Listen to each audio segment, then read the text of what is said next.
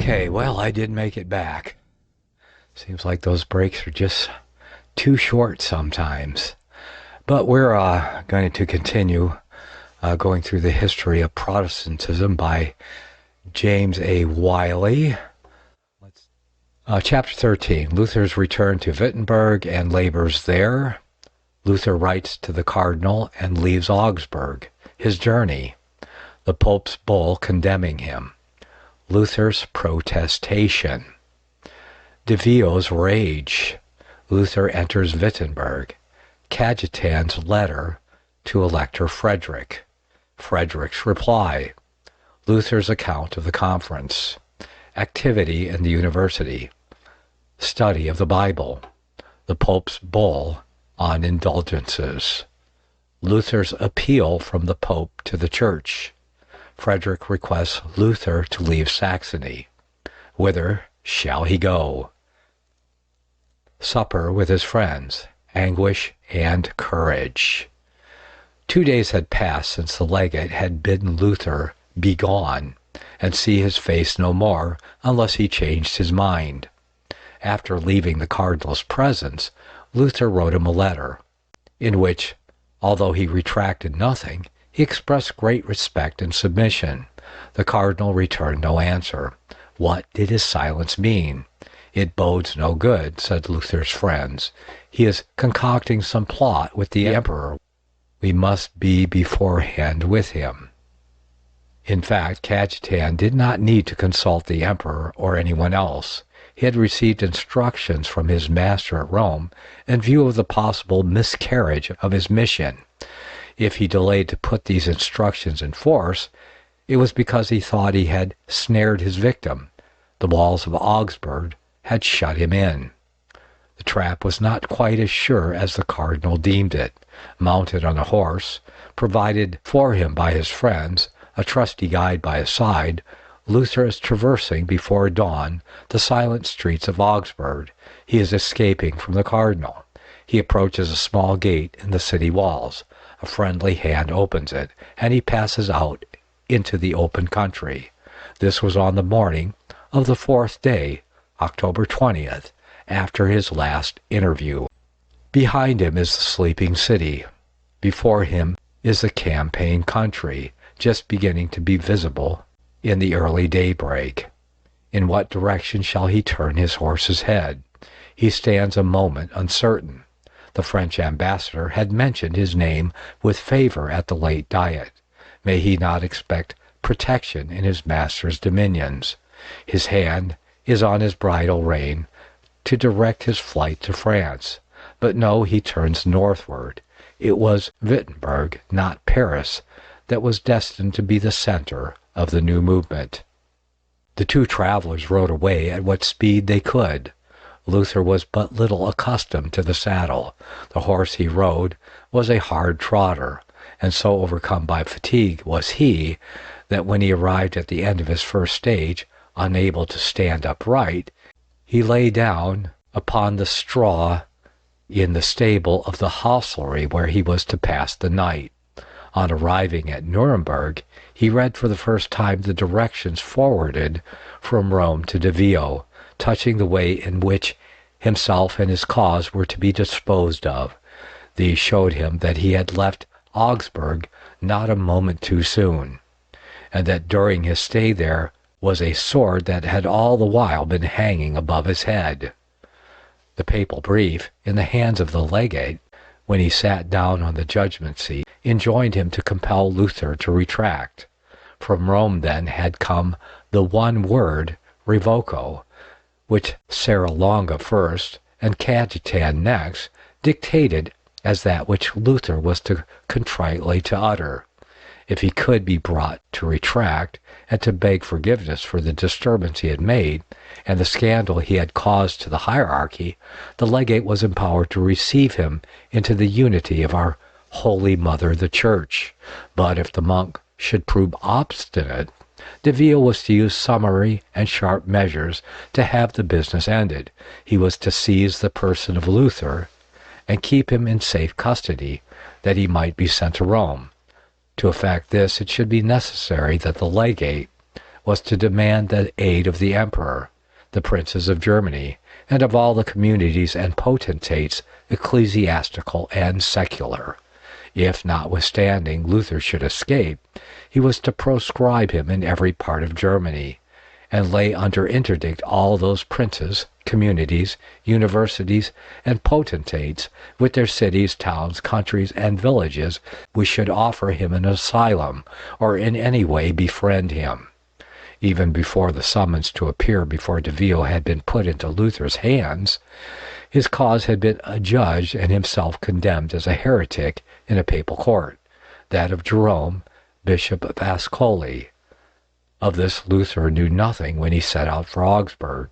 When he learned it, he exclaimed, "This is the style and fashion of the Roman court, which in the same day summons, exhorts, accuses, judges, condemns, and declares a man guilty, who is so far from Rome, and who knows nothing of all these things." The danger was past before he knew its full extent.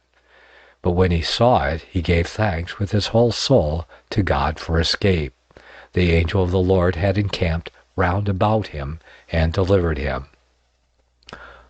Like the Parthian, Luther discharged his arrows as he fled.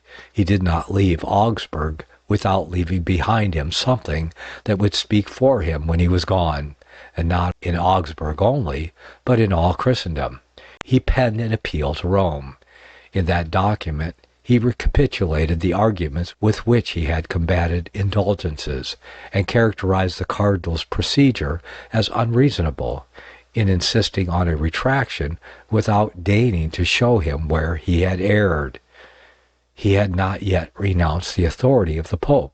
He still reverenced the chair of Peter, though disgraced by ill administrations, and therefore he closed his appeal in the following terms: "I appeal from the Most Holy Father the Pope, ill-informed, to the Most Holy Father the Pope Leo X, by the grace of God, to be better informed." This appeal was to be handed to the legate only when the writer was at a safe distance. But the question was, who should bell the cat? De Vio was in no mood to be approached with such a document. The cardinal burned with a sense of disaster which had befallen himself and the cause of Rome in Luther's flight. He and all the men of craft, his advisers, had been outwitted by the German. He had failed to compel the retraction of the monk. His person was now beyond his reach, and he carried with him the prestige of victory. Rome had been foiled in her first passage of arms with the new faith. The cardinal, who hoped to rehabilitate himself as a diplomatist, had come out of the affairs as a bungler. What would they say of him at Rome? The more he reflected, the greater appeared to him the mischief that would grow out of this matter. He had secretly exulted when told that Luther was in Augsburg, but better the monk had never entered its gate, than that he should come hither to defy Rome in the person of her legate, and go away not only unharmed, but even triumphing. The cardinal was filled with indignation, shame, and rage. Meanwhile, Luther was every day placing a greater distance between himself and the legate. The rumor spread through Germany that the monk had held his own before the cardinal, and the inhabitants of the villages and towns in his route turned out to congratulate him on his victory. Their joy was the greater inasmuch as their hopes had been but faint that he should even return. Germany had triumphed in Luther. Proud Italy, who sent her dogmas and edicts across the Alps to be swallowed without examination, and who followed them by her tax-gatherers, had received a check. That haughty and oppressive power had begun to fall, and the dawn of deliverance had broken for the northern nations. Luther re-entered Wittenberg on the day, October 30th, 1518, the preceding anniversary of that on which he had posted up his thesis. The 1st of November was All Saints' Day. There came this year no crowd of pilgrims to Wittenberg to visit the relics and purchase indulgences. So much for the blow Luther had struck. The trade of Rome in these parts had nearly been ruined. it was manifest that the doctrines of the Reformer were spreading. But if the crowd of pilgrims that annually resorted to Wittenberg was all but extinct, that of students had greatly increased. With the growing renown of Luther grew the fame of the university, and the Elector Frederick saw with joy the prosperity of a seminary in which he took so deep an interest. This helped to draw him to the side of the Reformer. Luther resumed, with heart and soul, his labors in his chair. He strove to forget what Rome might be hatching. He knew that trouble was not far off, but meanwhile he went on with his work, being all the more anxious to make the best use of the interval of quiet, the more he felt that it would be short. It was short indeed.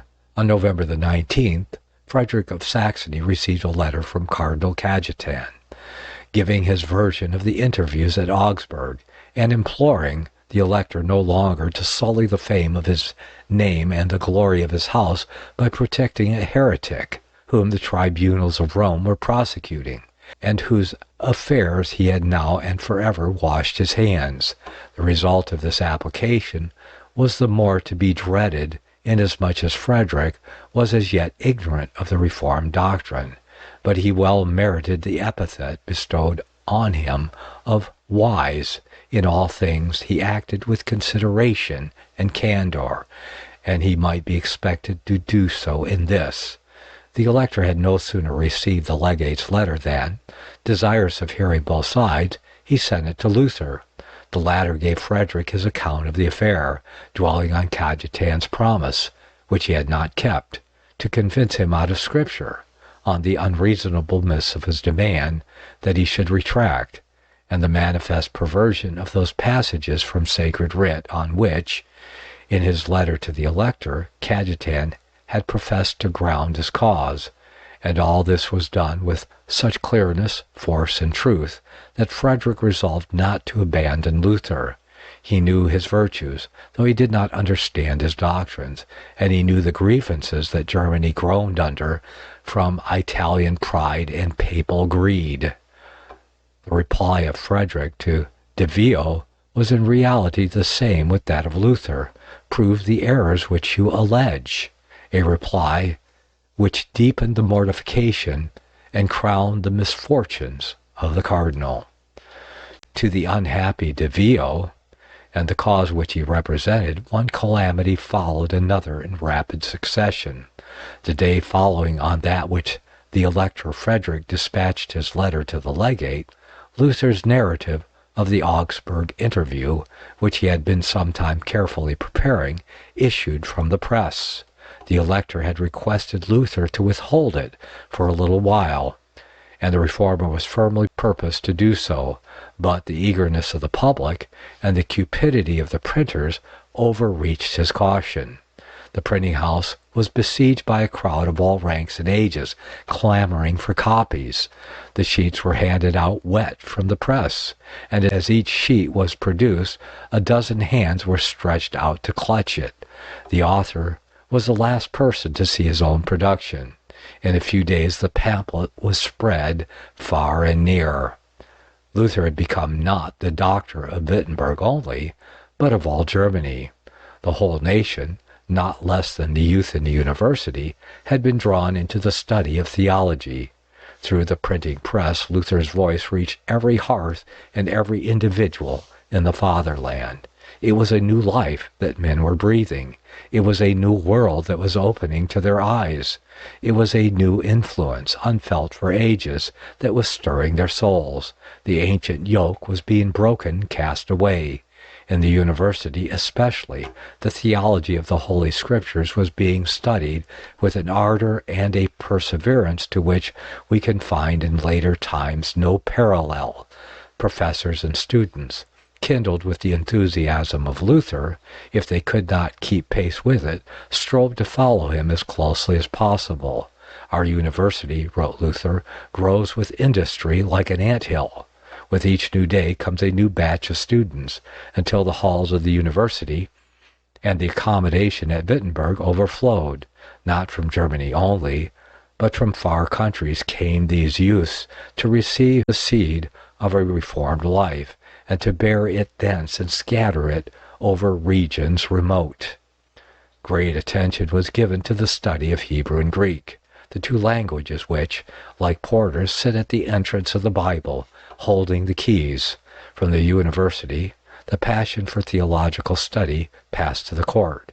The elector's secretary, Spalatin, in his correspondence with Luther, was perpetually asking and receiving expositions of Scripture, and it was believed that behind the secretary's shadow sat the elector himself, quietly but earnestly prosecuting that line of inquiry which was ultimately to place him by the side of Luther.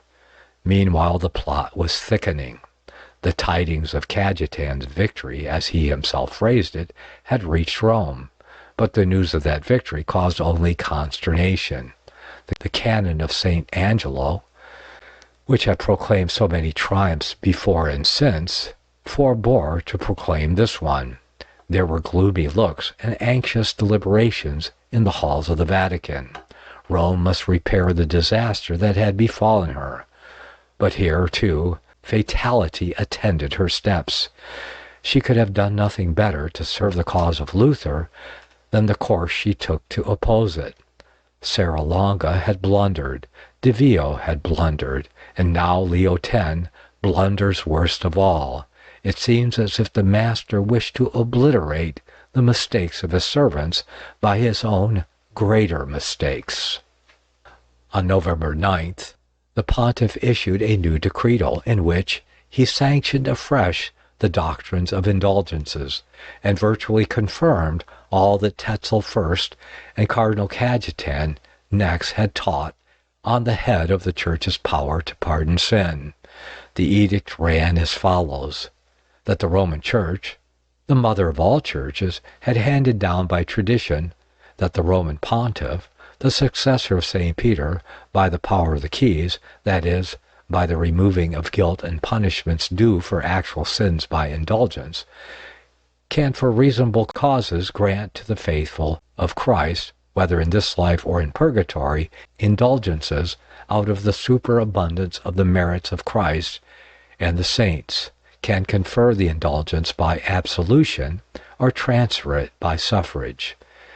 And all those who have acquired indulgences, whether alive or dead, are released from so much temporal punishment for their actual sins as is the equivalent of the acquired indulgence. This doctrine is to be held and preached by all under penalty of excommunication, from which only the Pope can absolve, save at the point of death.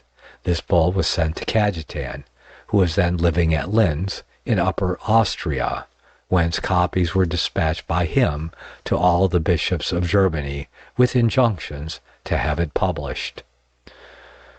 The weight that belonged to the utterance of Peter's successor would, the Pope believed, overwhelm and silence the monk of Wittenberg, and, the conscience of Christendom set at rest, men would return to their former quiescence under the scepter of the Vatican.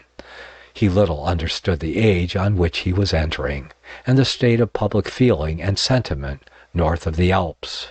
The age was past when men would bow down implicitly before sheets of parchment and bits of lead. Wherein, men asked, does the Pope's teaching on indulgences differ from Tetzel's, unless in the greater decency of its language? The doctrine is the same, only in the one case it is written in the best Latin they are now masters of at Rome, whereas in the other it is proclaimed with stentorian voice in the coarsest Saxon. But plain it is that the Pope is really, as Tetzel, brings the money chest to our doors, and expects that we shall fill it. He vaunts his treasure of merits, but it is as the chapman vaunts his wares, and we may buy, and the more we sin, the richer will they be at Rome. Money, money, money is the beginning, middle, and end of this new decretal.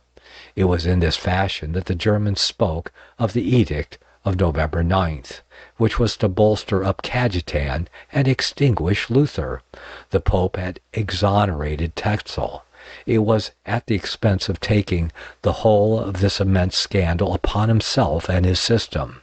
The chief priest of Christendom presented himself before the world, holding the bag with as covetous a grip as any friar of them all. In another way, the decree of the Pope had helped to overthrow the system it was meant to uphold. It compelled Luther to go deeper than he had yet ventured to do in his investigations into the papacy. He now looked at its foundations. The doctrine of indulgences, in its sacrilegious and blasphemous form, he had believed to be the doctrine of Tetzel only.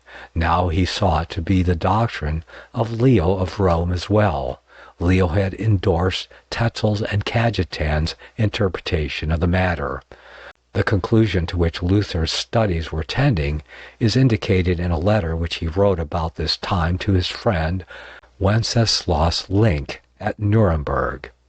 "The conviction is daily growing upon me," says he, "that the Pope is Antichrist." And when Spalatin inquired what he thought of war against the Turk, "Let us begin," he replied, "with the Turk at home. It is fruitless to fight carnal wars and be overcome in spiritual wars." The conclusion was in due time reached. The reformer drew upon another appeal, and on Sunday, the 28th of November, he read it aloud in Corpus Christi Chapel, in the presence of a notary and witnesses. "I appeal," he said, "from the pontiff, as a man liable to error, sin, falsehood, vanity, and other human infirmities, not above Scripture, but under Scripture, to a future council to be legitimately convened in a safe place, so that a proctor deputed by me may have safe access. This appeal marks a new stage in Luther's enlightenment. The Pope is, in fact, abjured. Luther no longer appeals from Leo, ill-informed, to Leo, well-informed, but from papal authority itself to that of a general council, from the head of the Church to the Church herself." So closed the year 1518. The sky overhead was thick with tempests. The cloud grew blacker and bigger every day. The reformer had written the appeal, read in Corpus Christi Chapel on the 28th of November, as the Israelites ate their last supper in Egypt, his robe tucked up and his loins girded, ready to depart. Though whether he knew it or not, he only knew that he could go nowhere where God would not be his shield and exceeding great reward.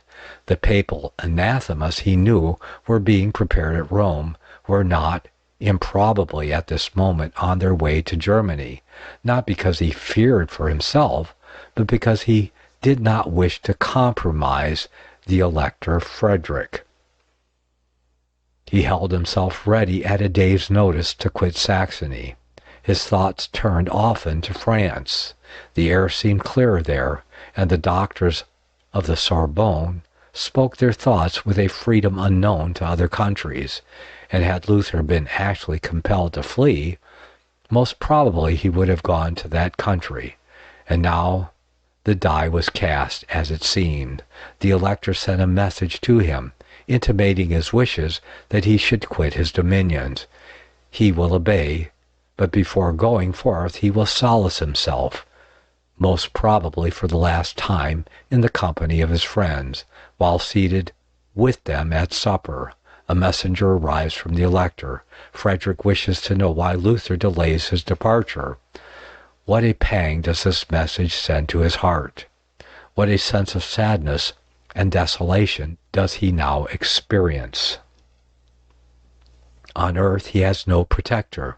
There is not for him refuge below the skies. The beloved friends assembled round him, Jonas, Pomeranus, Carlstadt, Amsdorf, the jurist Schurf, and the dearest of all, Melanchthon, are drowned in grief, almost in despair, as they behold the light of their university on the point of being quenched, and the great movement which promises a new life to the world on the brink of overthrow. So sudden an overcasting of the day they had not looked for. They waited for light, and behold, darkness. No prince in all Christendom, no, not even their own wise and magnanimous elector, dare give an asylum to the man who, in the cause of righteousness, had stood up against Rome. It was a bitter cup that Luther was now drinking. He must go forth.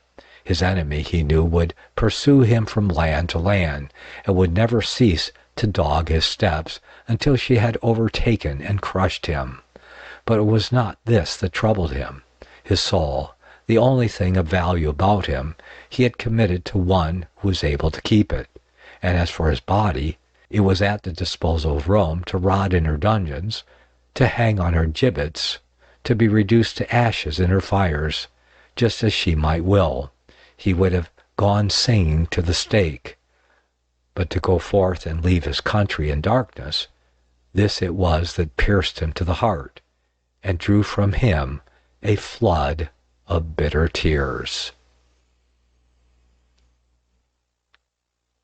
Chapter 14. Miltitz, Carlstadt, Dr. Eck. Miltitz, of German birth, of Italian manners, his journey into Germany, the Golden Rose, his interview with Luther, his flatteries, a truce, danger, the war resumed, Carlstadt and Dr. Eck, Disputation at Leipsic, character of Dr. Eck, entrance of the two parties into Leipsic, place and forms of the disputation, its vast importance, portrait of the disputants. We left Luther dispirited to the last degree.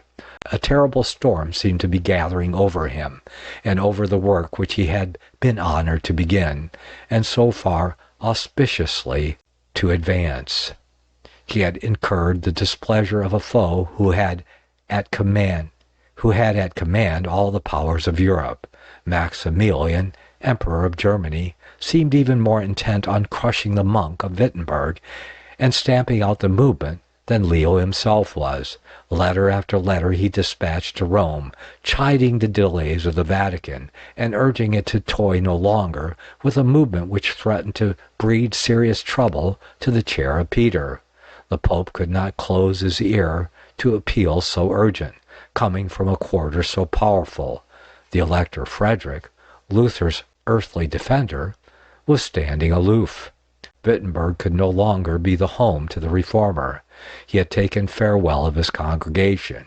He had spoken his parting words to the youth who had gathered round him from all the provinces of Germany and from distant countries. He had bidden adieu to his weeping friends, and now he stood, staff in hand, ready to go forth he knew not whither, when all at once the whole face of affairs was unexpectedly changed.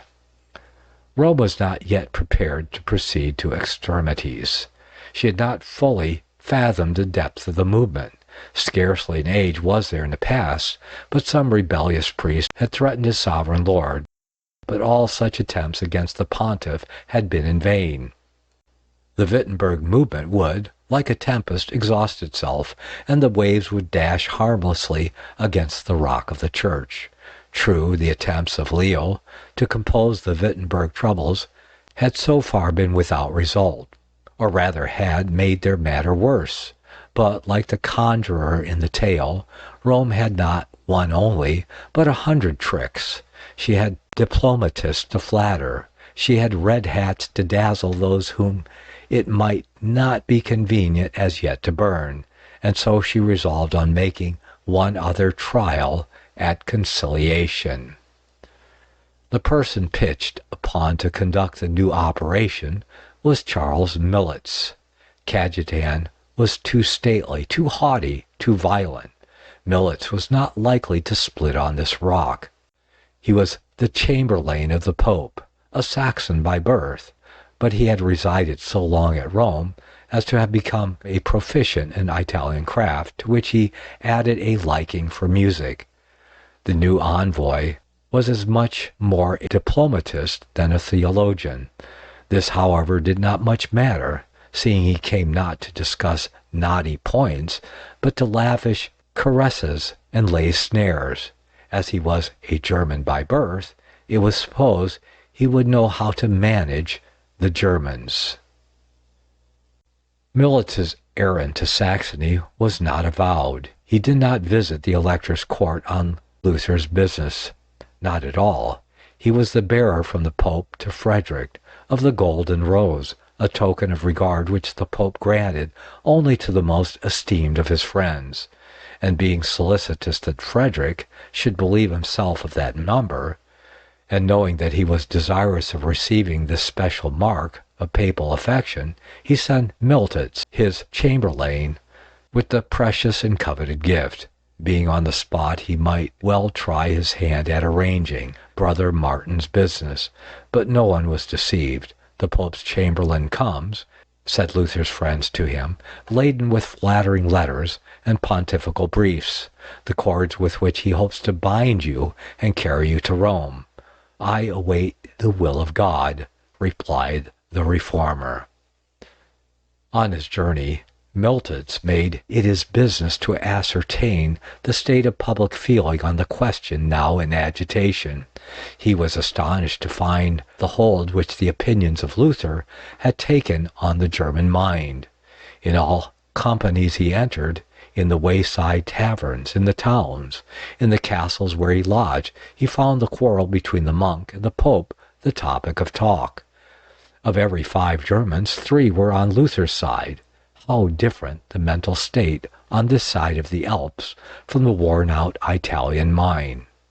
This prognosticated an approaching emancipation of the young and ingenious Teutonic intellect from its thraldom to the traditionalism of Italy.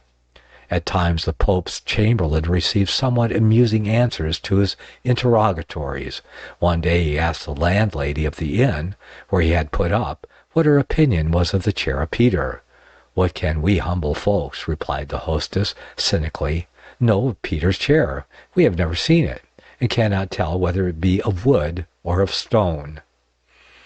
Miltitz reached Saxony in the end of the year 1518, but his reception at Frederick's court was not of a kind to inspire him with high hopes. The elector's ardor for the golden rose had cooled. Its fragrance had been spoiled by the late breezes from Augsburg and Rome, and he gave orders that it should be delivered to him through one of the officers of the palace. The letters which Miltitz carried to Spalatin and Pfeffinger, the elector's counselors, though written with great fervor, did but little to thaw the coldness of these statesmen. The envoy must reserve all his strength for Luther himself. That was clear, and he did reserve it, and to such purpose that he came much nearer gaining his point than Cajetan had done. The movement was in less danger when the tempest appeared about to burst over it, than now, when the clouds had rolled away and the sun again shone out. Miltitz was desirous above all things of having a personal interview with Luther. His wish was at last gratified, and the envoy and the monk met each other in the house of Spalatin at Altenburg. The courtier exhausted all the wiles of which he was master. He was not civil merely, he was gracious, he fawned upon Luther. Looking full into his face, he said that he expected to see an old theologian prosing over knotty points in his chimney corner. To his delight he saw instead a man in the prime of life. He flattered his pride by saying that he believed he had a larger following than the Pope himself, and he sought to disarm his fears by assuring him that, though he had an army of 20,000 men at his back, he would never be so foolish as to think of carrying off one who was so much the idol of the people. Luther knew perfectly that it was the courtier who was speaking, and that between the words of the courtier and the deeds of the envoy there might possibly be some considerable difference. But he took care not to let Miltitz know what was passing in his mind. The envoy now proceeded to business. His touch was adroit and delicate. Tetzel, he said, had gone beyond his commission. He had done the thing scandalously, and he did not greatly wondered that Luther had been provoked to oppose him. Even the Archbishop of Mainz was not without blame in putting the screw too tightly upon Tetzel as regarded the money part of the business. Still, the doctrine of indulgence was a salutary one. From that doctrine the German people had been seduced, and they had been so by the course which he, Luther, had felt it his duty to pursue. Would he not confess that herein he had erred, and restore peace to the Church? A matter, the envoy assured him, that lay very much upon his heart. Luther boldly answered that the chief offender in this business was neither Tetzel nor the Archbishop of Mainz, but the Pope himself, who, while he might have given the palm freely, had put upon it a price so exorbitant as to tempt the Archbishop to employ Tetzel to get the money for him by hook or by crook. But as for retraction, said Luther, in a very firm tone, never expect one from me. A second and third interview followed, but Miltitz, despairing of extorting from Luther a recantation, professed to be satisfied with what he could get, and he got more than he might have expected. It is evident that the arts of the envoy, his well-simulated fairness and moderation, and the indignation, not wholly feigned, which he expressed against Tetzel, had not been without their effort upon the mind of Luther. The final arrangement come to was that neither side should write or act in the question, that Luther should revoke upon proof his errors, and that the matter should be referred to the judgment of an enlightened bishop. The umpire ultimately chosen was the Archbishop of Treves. The issue to which the affair had been brought was one that threatened disaster to the cause. It seemed to prelude a shelving of the controversy. It was gone into for that very purpose. The thesis will soon be forgotten. The Tetzel scandal will fade from the public memory. Rome will observe a little more moderation and decency in the sale of indulgences, and when the storm shall have blown over, things will revert to their old course, and Germany will again be down in her chains. Happily, there was a greater than Luther at the head of the movement. Miltitz was overjoyed. This troublesome affair was now at an end, so he thought. His mistake lay in believing the movement to be confined to the bosom of a single monk. He would not see that it was a new life which had come down from the skies, and which was bringing on an awakening in the Church. Miltitz invited Luther to supper. At table he did not conceal the alarm this matter had caused Rome. Nothing that had fallen out these 100 years had occasioned so much uneasiness in the Vatican. The cardinals would give 10,000 ducats to have it settled, and the news that it was now arranged would cause unbounded joy. The repast was a most convivial one, and when it was ended, the envoy rose, took the monk of Wittenberg into his arms, and kissed him.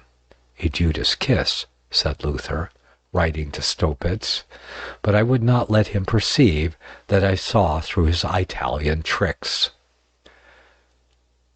There came now a pause in the controversy. Luther laid aside his pen. He kept silence on indulgences. He busied himself in his chair, but fortunately for the cause at stake, this pause was of no long duration. It was his enemies that broke the truce. Had they been wise, they would have left the monk in the fetters with which Miltitz had bound him. Not knowing what they did, they loosed his cords. This brings us to the Leipsic Disputation, an affair that made a great noise at the time, and which was followed by vast consequences to the Reformation. Such disputations were common in that age. They were a sort of tournament in which the knights of the schools, like the knights of the Middle Ages, sought to display their prowess and win glory. They had their uses. There were then no public meetings, no platforms, no daily press, and in their absence these disputations between the learned came in their stead, as arenas for the ventilation of great public questions. The man who set agoing the movement when it had stopped, thinking to extinguish it, was Dr. John Eckius, or Eck. He was famed as a debater all over Europe. He was Chancellor of the University of Ingolstadt, deeply read in the schoolmen, subtle, sophistical, a great champion of the papacy, transcendently vain of his dialectic powers, vaunting the triumphs he had obtained on many fields, and always panting for new opportunities of displaying his skill. A fellow laborer of Luther, Andrew Bodenstein, better known as Carlstadt, archdeacon of the cathedral at Wittenberg, had answered the obelus of Dr. Eck, taking occasion to defend the opinions of Luther. Eck answered him, and Carlstadt again replied. After expending on each other the then customary amenities of scholastic strife, it was ultimately agreed that the two combatants should meet in the city of Leipsic, and decide the controversy by oral disputation, in the presence of George, Duke of Saxony, uncle of the Elector Frederick, and other princes and illustrious personages. Before the day arrived for this trial of strength between Carlstadt and Eck, the latter had begun to aim at higher game. To vanquish Carlstadt would bring him but little fame. The object of Eck's ambition was to break a lance with the monk of Wittenberg, the little monk who had suddenly grown into a giant. Accordingly, he published 13 theses in which he plainly impugned the opinions of Luther. This violation of the truce on the Roman side set Luther free, and, nothing loth, he requested permission from Duke George to come to Leipzig and take up the challenge which Eck had thrown down to him. The Duke, who feared for the public peace, should two such combatants wrestle a fall on his territories, refused the request. Ultimately, however, he gave leave to Luther to come to Leipzig as a spectator, and in this capacity did the Doctor of Wittenberg appear on the scene in which he was destined to fill the most prominent place. It affords a curious glimpse into the manners of the age to mark the pomp with which the two parties entered Leipzig. Dr. Eck and his friends came first, arriving on the 21st of June, 1519, seated in a chariot, arrayed in his sacerdotal garments. He made his entry into the city at the head of a procession composed of the civic and ecclesiastical dignitaries who had come forth to do him honor.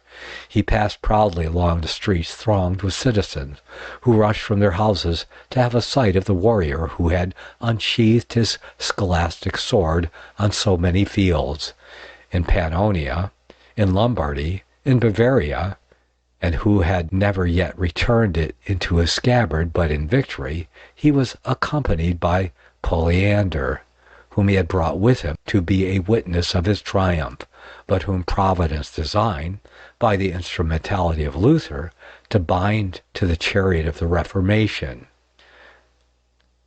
There is a skeleton at every banquet, and Eck complains that a report was circulated in the crowd that in the battle about to begin it would be his fortune to be beaten. The wish in this case certainly was not the father to the thought, for the priests of the people of Leipzig were to a man on Eck's side. On the 24th of June, the theologians from Wittenberg made their public entry. Heading the procession came Carlstadt, who was to maintain the contest with Eck. Of the distinguished body of men assembled at Wittenberg, Carlstadt was perhaps the most impetuous, but the least profound. He was barely fit to sustain the part which he had chosen to act. He was enjoying the ovation of his entry when, the wheel of the carriage coming off, he suddenly rolled in the mud. The spectators who witnessed this mischance construed it into an omen of a more serious downfall awaiting him, and said that if Eck were to be beat, it was another than Carlstadt who would be the victor. In the carriage after Carlstadt rode the Duke of Pomerania, and, one on each side of him, sat the two theologians of chief note, Luther, and Melanchthon. Then followed the train of doctors in law, masters of art, licentiates in theology, and surrounding their carriages came a body of 200 students bearing pikes and halberds. It was not alone the interest they took in the discussion which brought them hither. They knew that the disposition of the Leipzigers was not over-friendly, and they thought their presence might not be unneeded in guarding their professors from insult and injury. On the morning of the 27th, Mass was sung in the church of St. Thomas. The princes, counts, abbots, councillors, and professors walked to the chapel in procession, marching to the sound of martial music, with banners flying and accompanied by a guard of nearly 100 citizens, who bore halberds and other weapons. After service they returned in the same order to the ducal castle of Pleissenburg, the great room of which had been fitted up for the disputation. Duke George, the hereditary Prince John of Saxony, the Duke of Pomerania, and Prince John of Anhalt occupied separate and conspicuous seats. The less distinguished of the audience sat upon benches.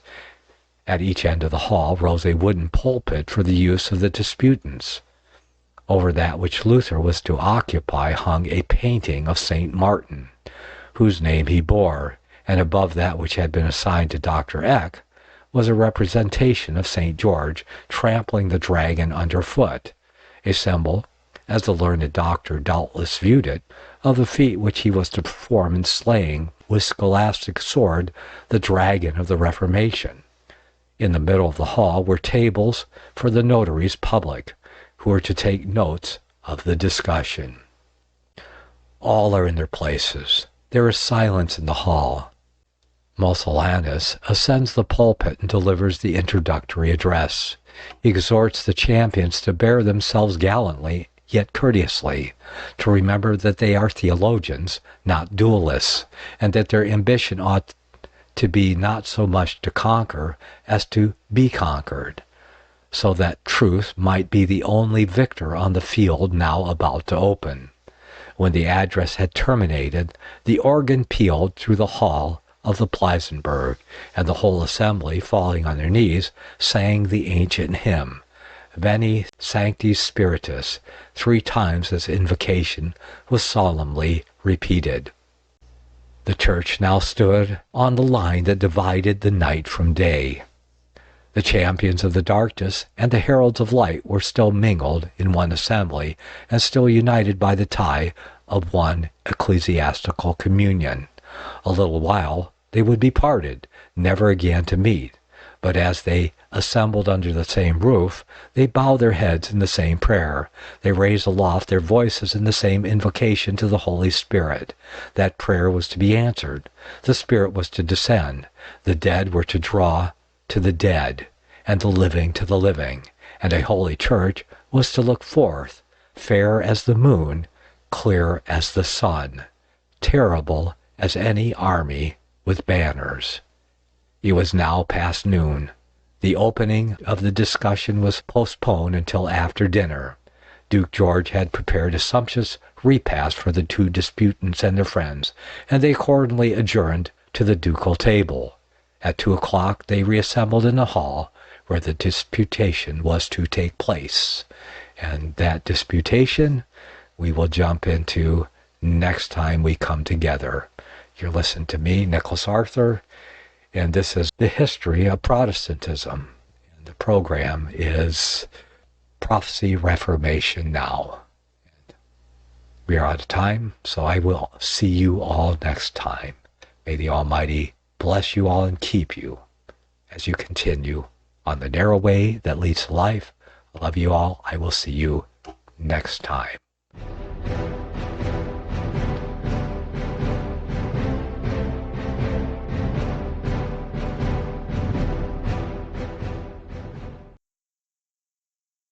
Secrets of the Rapture.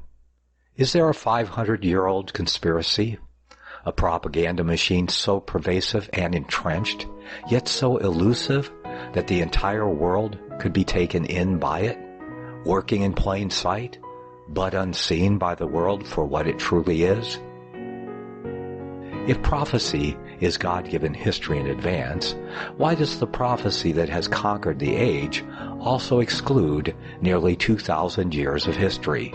What is it that they are afraid that the light of history will reveal? To understand our place in time and prophecy, we must look in history for an interpretation, that which stands the test of time, that which agrees with the Word of God, and history has proven to be true. When cunning fables and fearful speculations are removed from our sight, then we may clearly see what is truly expressed in Bible prophecy, both that which has been fulfilled and that which has yet to come. God's express word is the sword that must be wielded to remove the scales from the eyes and dispel the darkness of deceitful conjecture. Secrets of the Rapture was written to expose that which the spirit of the age has conjured out of the darkness to blind the eyes of the church in the world today. Secrets of the Rapture, Deconstructing Pre-Tribulation Dispensational Futurism by yours truly, Nicklas Arthur, is now available at lulu.com and Amazon. Secrets of the Rapture. Be informed, edified, and grow in the faith as your spirit is daily nourished in a biblical worldview, because you love the truth. FirstAmendmentRadio.net/MOBI. Faith comes by hearing, and hearing by the Word of God. Always listenable, at work or on the go. FirstAmendmentRadio.net/MOBI. No download or app necessary.